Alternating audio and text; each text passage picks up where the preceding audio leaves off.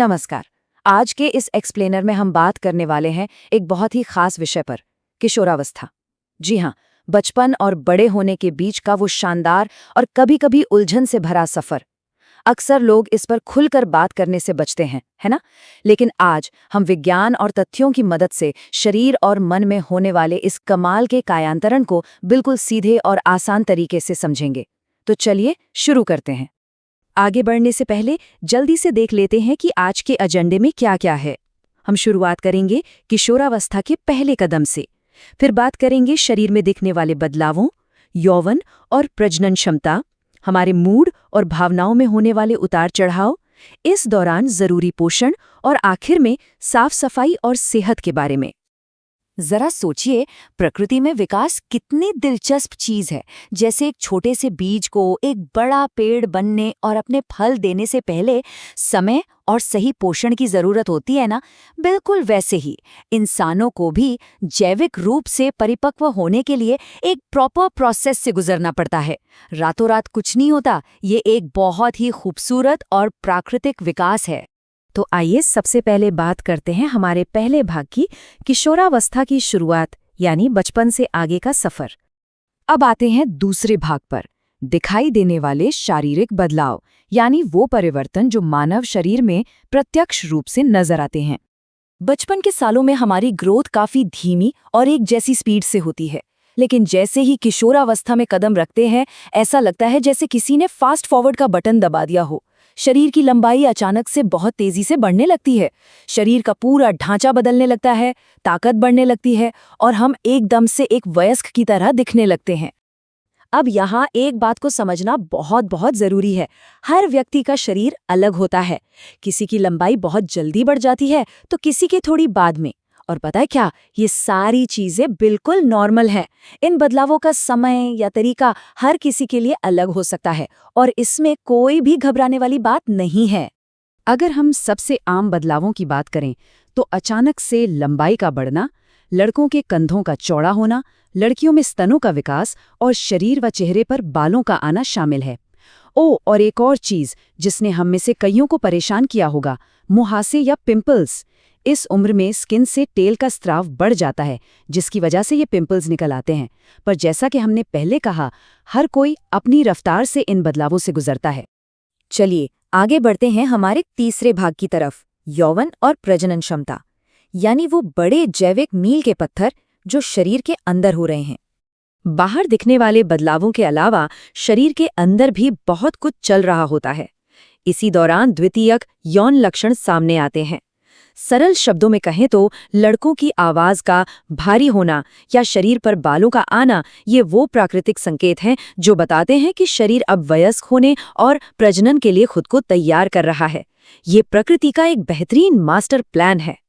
लड़कियों के मामले में शरीर के अंदर होने वाला एक बहुत बड़ा और अहम मील का पत्थर है मासिक धर्म यानी पीरियड्स का शुरू होना। और इससे लेकर हमें बिल्कुल स्पष्ट होना चाहिए, ये कोई बीमारी नहीं है, ये पूरी तरह से सामान्य, स्वस्थ और जरूरी बायोलॉजिकल प्रोसेस है। आमतौर पर यह हर 28 से 30 दिन में दोहराया जाता है और ये अच्छे प्रजनन स्वास्थ्य की निशानी है।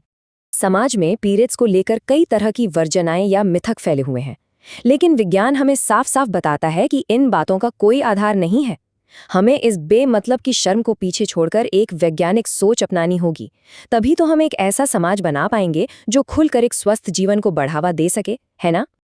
अब बात करते हैं भाग 4 की, भावनात्मक और व्यवहारिक बदलाव।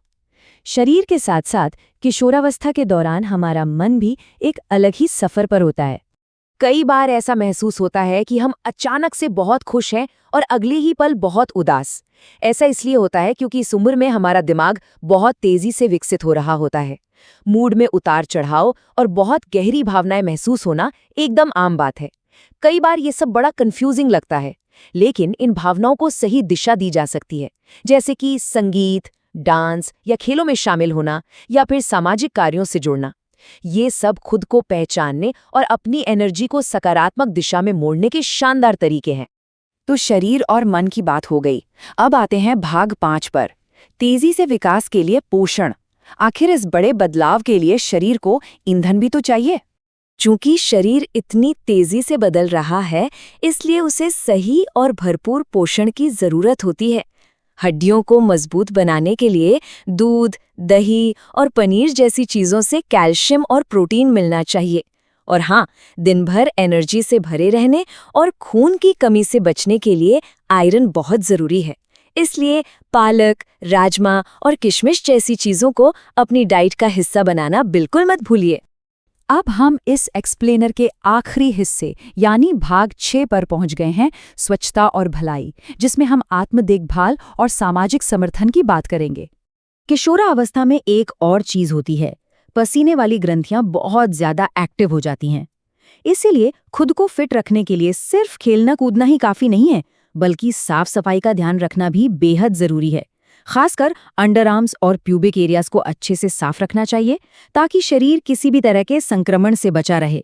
ये सेल्फ केयर का एक बहुत ही अहम हिस्सा है।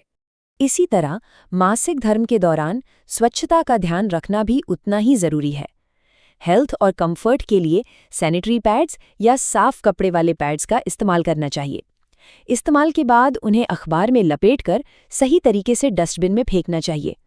अगर हम पर्यावरण के अनुकूल बायोडिग्रेडेबल पैड्स का इस्तेमाल कर सकें तो ये कम्युनिटी हाइजीन के लिए भी एक बहुत अच्छा कदम होगा। अच्छी बात ये है कि इन सब में मदद करने के लिए सरकार की तरफ से भी कई बेहतरीन पहल चलाई जा रही हैं, जैसे मासिक धर्म स्वच्छता योजना, जो ग्रामीण इलाकों में मुफ्त या रियायती दाम पर पैड पहुंचाती है। इसके अलावा राष्ट्रीय किशोर स्वास्थ्य कार्यक्रम है, जो किशोरों की समग्र हेल्थ और एजुकेशन पर फोकस करता है। और सुविधा पहल के जरिए जन औषधि केंद्रों से बहुत ही किफ़ायती बायोडिग्रेडेबल पैड्स बांटे जा रहे हैं। ये सभी प्रयास ये सुनिश्चित करते हैं कि हर किसी को सही जानकारी और साधन मिल सके। और इसी के साथ हम इस चर्चा के अंत में आते हैं, लेकिन जाते जाते एक सवाल छोड़ना चाहूंगा। क्या एक समाज के तौर पर विज्ञान की मदद से हम अपनी अगली पीढ़ी के लिए एक ज्यादा सपोर्टिव माहौल नहीं बना सकते? बिल्कुल बना सकते हैं। जब हम विकास के इस तेज चरण को बिना किसी डर या वर्जनाओं के एक प्राकृतिक और सुंदर कायांतरण के रूप में अपनाएंगे, तभी हम एक सही मायनों में स्वस्थ समाज की नींव रख पाएंगे। इस बारे में जरूर सोचिएगा।